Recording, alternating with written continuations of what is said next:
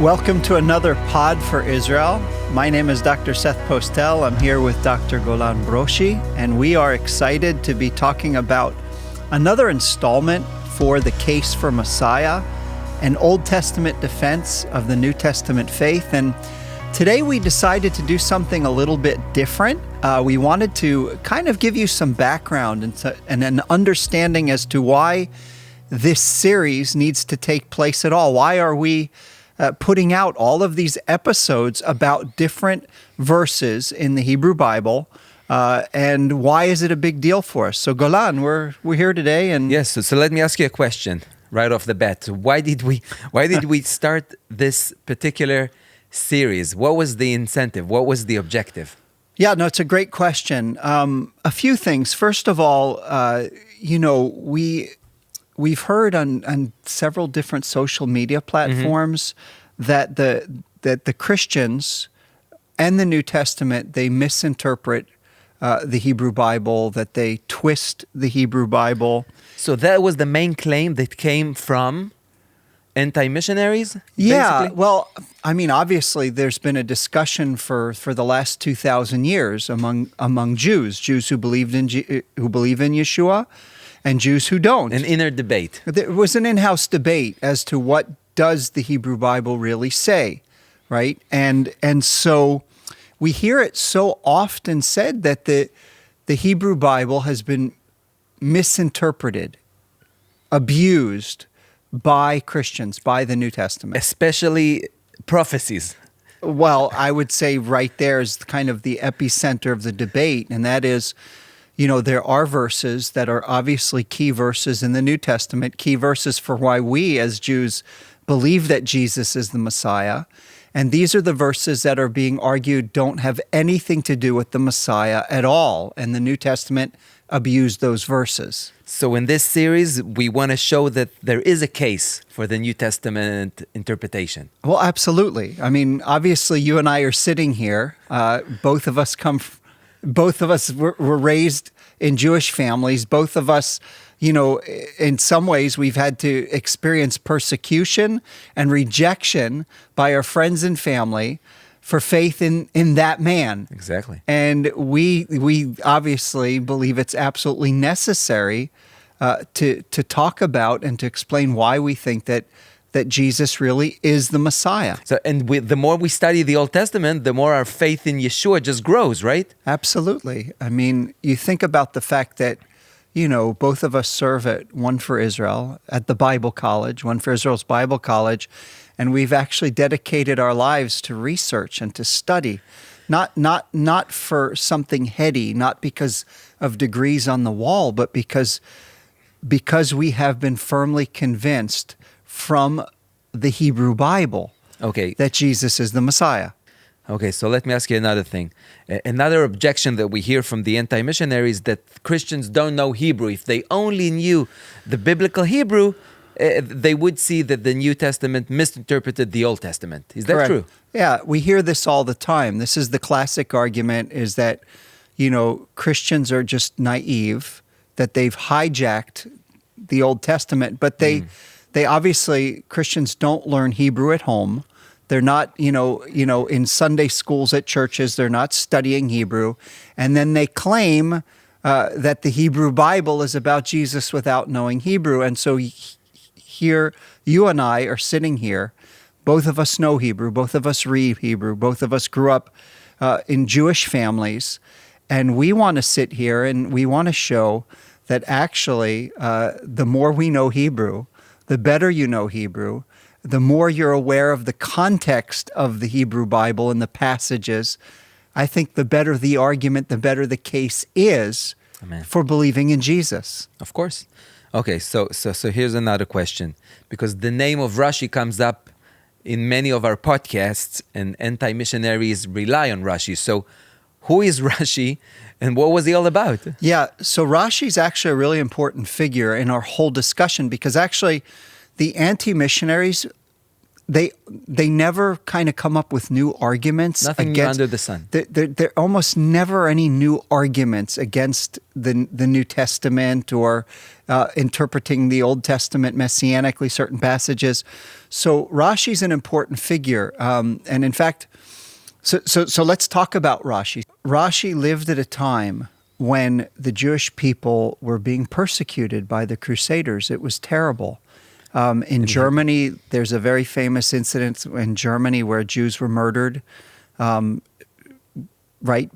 so-called Christians. The Jews were being forced to hear conversionary sermons.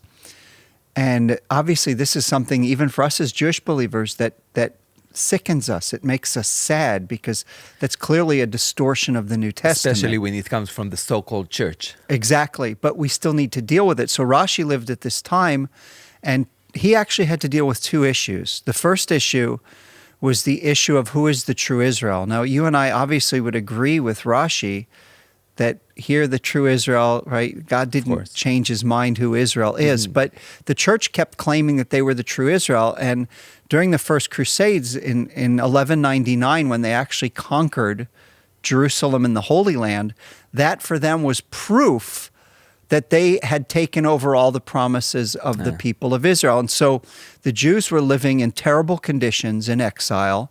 The Christians were running, Christian Europe. And then they had the Holy Land. So for them, that was proof that they were the true Israel. And so Rashi actually had to react and try to encourage Jewish people that their suffering had purpose. They had a reason. They had a mission. The second thing that Rashi needed to do is the Jewish people being forced to listen to sermons, right? Rashi needed to develop a method of refuting Christian interpretation. It was very important for him to refute Christian interpretation. And he developed, or he didn't develop a method, but he perfected a method which is called the pshat. This is what we mean when we say the pshat. Now you're talking about this pshat method. Well, what does it mean? So something really sad has happened along the way.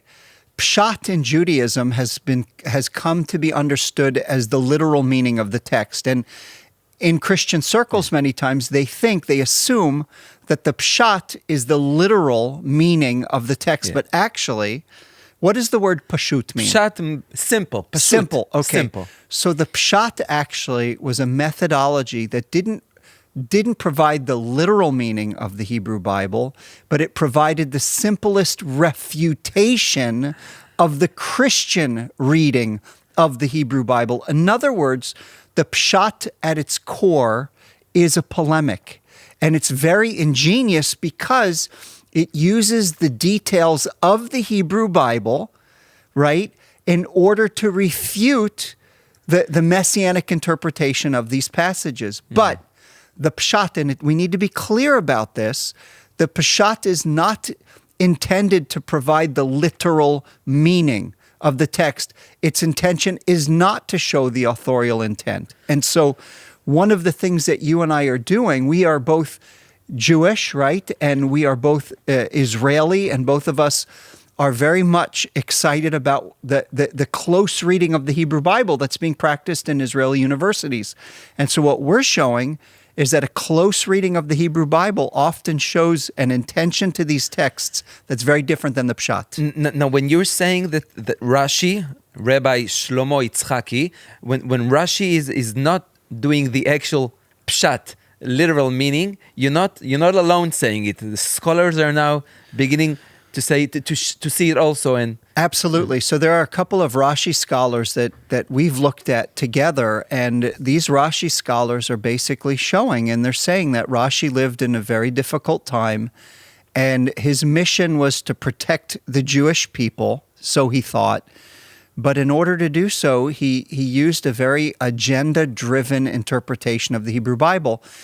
But today we see the anti-missionaries, they simply are using Rashi as Rashi's apologetics. Rashi's apologetics. They're using Rashi's interpretation as if that's the literal meaning of the text.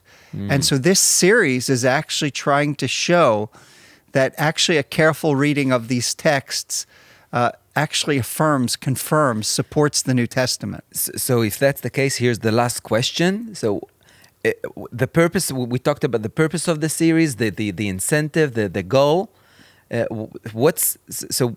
For believers, even if they're not Jewish, and there are some not Jewish believers in the world, right? I heard. Yeah. How can this series help them along what we said alongside? So I think that we have 3 goals, right? I would say 3 goals for this new series, and hopefully by God's grace we'll accomplish them. The first goal is we do want believers to know that they can trust their New Testaments, and they can also trust their interpretation or their translation of the Old Testament. That's the first thing, so that when they hear arguments that the New Testament distorts and twists and is not accurate, we're here to say that that's not true. That's the first goal. The second goal is to actually try to show that a careful reading of the Hebrew Bible, a knowledge of Hebrew grammar, syntax, a knowledge of context actually shows and helps us discern how the New Testament authors saw Jesus in the Hebrew Bible. So Golan, I've heard this oftentimes. Christians assume that the only way to understand the Old Testament is through the New Testament, right? In other words, you have to read the New Testament to make sense of the Old Testament. But this series actually is making a very different claim, and that is, right, that in order to truly understand the New Testament, we have to carefully study the Old Testament. So the point being, right, in this series, we're arguing that the more we spend time carefully reading the Hebrew Bible, the more convinced we'll be that the New Testament is correct. So that reminds me of Paul or Shaul studying the Old Testament, studying the Torah, proving from the Torah, from the purpose of the Torah, Yeshua, the Messiah. Yeah. One of my favorite passages in this discussion is Acts 17:11. So Paul ends up in Berea. And so Paul is preaching, right? In the synagogue? Correct. And what's amazing is that the Bereans would hear what Paul was saying, and then they would search the scriptures for themselves to see if these things were so. In other words, Paul and the New Testament authors don't expect us just to hear what they say and just, okay, let's just accept it at face value. The New Testament is a faith that encourages careful study. And so that's exactly what we see. And when they study scripture, it wasn't the New Testament yet, right? Correct. Yeah, exactly. So when Paul went to these synagogues, he didn't read the Gospel of John, right? He wasn't reading, the letter to the Romans to try, right? They were making their argumentation from the law, the prophets, and the writings. So the foundation of the faith is actually found in the what we call the so-called Old Testament, Correct. the Tanakh. Correct. And I think that this series, it's also a call for believers to spend more time in the Hebrew Bible. I actually think I've often heard some of these anti-missionaries kind of catching Christians off guard and kind of attacking them for their faith in Jesus and twisting the Old Testament.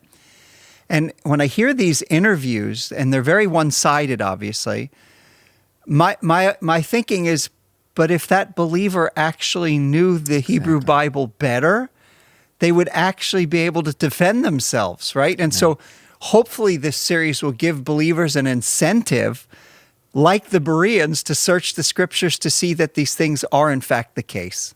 So is this series only for believers? Or No, actually. So that brings us to our third goal. And we are really wanting to help seekers, whether they're Gentile or Jewish, people who have not yet put their faith in Jesus, and they're searching the issues. We want to make sure that people that are searching actually have resources available to them to check and see whether, in fact, Jesus is the Jewish Messiah and the Messiah of the world. So we already released a few episodes of this series. What of some of the feedback we got?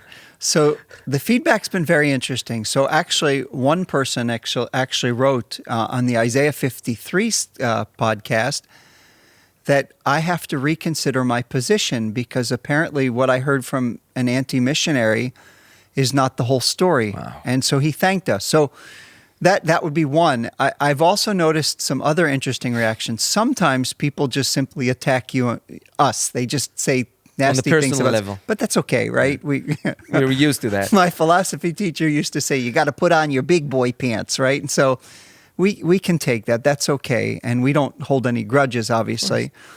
But it's kind of attacking the person rather than the argument. And then I've also seen some people that have been incredibly dismissive. Like, well, of course you're wrong. But what's interesting is the way that we're doing this series is we're just simply pointing to evidence. And so the way, if we're wrong, we're open to that, aren't we? Yep. But the way that you're going to have to show that we're wrong is not by attacking us personally, but by actually dealing with the textual evidence that we're presenting. And so hopefully we'll continue to do these podcasts in a way that's respectful. We're not angry at anti-missionaries. And we welcome the debate, right? The anti-missionaries aren't our enemies, right? We know who the true enemy is, and we would, exactly. I think that it's really important, and the medieval period has shown us how wrong it is. It's horrific to attack people and to call them names and to demonize people because of ideas. And so I think that the intellectual way and the kind way and the gracious way is not to attack, but to actually show the evidence. I mean, after you clarified the objectives, I can't wait for the next episode. Yeah, and we've got several more coming. Amen. God bless you, my brother. If this touched your heart, will you help pay it forward to reach others who need to hear this message? Partner with our team to bring the gospel to Israel and the nations.